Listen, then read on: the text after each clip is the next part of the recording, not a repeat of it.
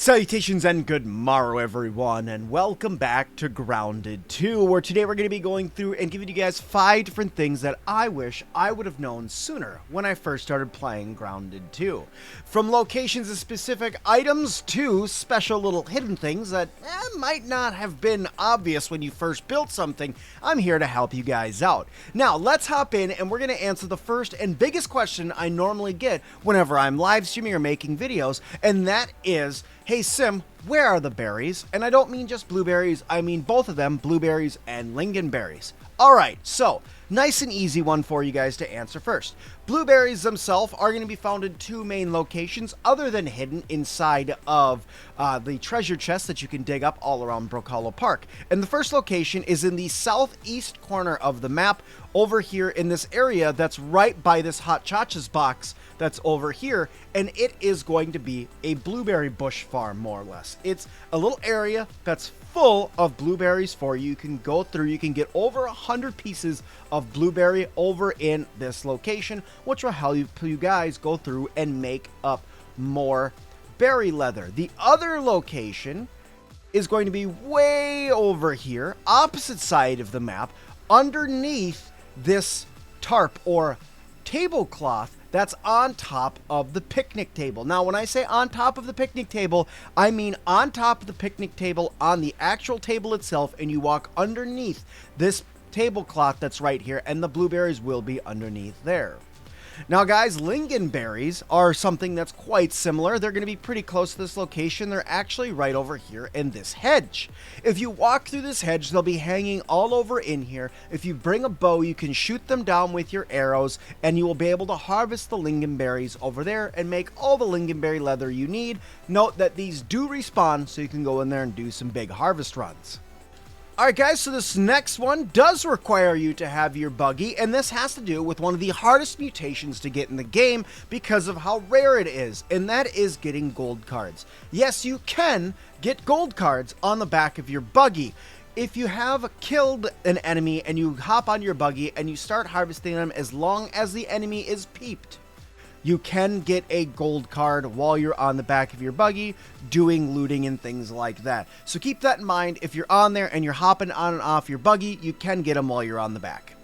Alright guys, so this next one has to do with mutations. Now when you have your mutations, you're going through unlocking them. You have 2 specific ones that can be gotten through eating candy pieces, and that is Spicy Safety and Fresh Defense. Both of these are going to be very helpful for you for a couple of different reasons. One, they have a couple of different things, like when you have Fresh Defense, you get gas resistance, or when you have Spicy Safety, you have shadow resistance. But it also helps reduce chill and reduce sizzle buildup when you're running around and exploring. So, for instance, if you had this one and you have chill reduction and you have it to level 3, which is only 10 spicy shards that you need to eat in order to get it to level 3, if you have this set to level 3 and you say run over into a cold biome, your chilling is going to go up a lot slower than if you did not have that perk adjusted and leveled up all the way.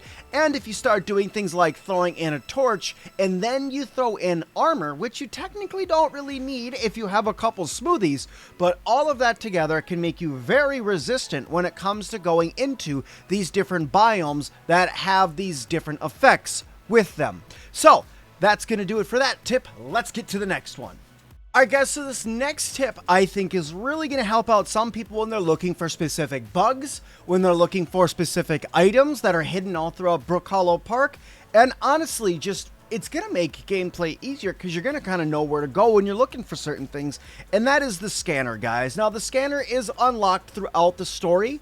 The scanner is one of those things that's hard to know that you've unlocked it, but I will tell you this. If you've gotten to the mission with Sloane where she tells you it's time to build defenses, or you're defending against the mysterious stranger on the first time they tried to attack you, you have unlocked the resource scanner. Now, the resource scanner is amazing. It will show you the locations of even rare materials as long as you have analyzed them with a resource analyzer.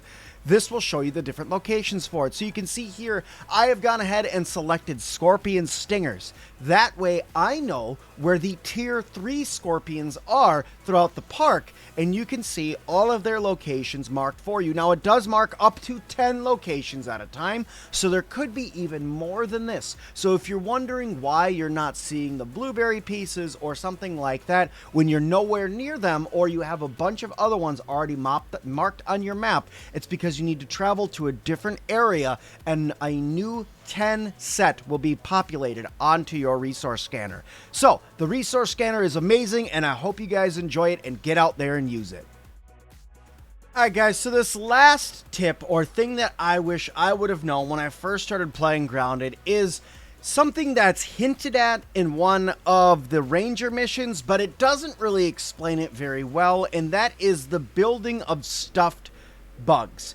When you go ahead and you build them, you rub them for luck, and when you do that, it increases the drop rate of certain items on the bug that you have rubbed for luck. So for instance, I have rubbed this northern scorpion here, this stuffed northern scorpion. Now when I go to fight stuffed northern scorpion, or when I go to fight standard northern scorpions, even the little ones, you're going to get extra materials from them, and including an increased drop chance for the actual trinket itself, which I will tell you guys, I fought one northern scorpion. I'm not saying this is how it's going to work every time, but I fought one northern scorpion, and when I killed it, I got the stabby stinger trinket from it right away. So that's a big one. Now, I do have a bonus tip for all of you who watched all the way to the end. When you guys go through and you guys are trying to get your final achievement or final mutation, and that is the Yoked Blows achievement mutation, just be aware that yes, you're going to need to get a lot of gold cards in order to unlock that one, a lot of gold cards. So if you have not already completed the mixer,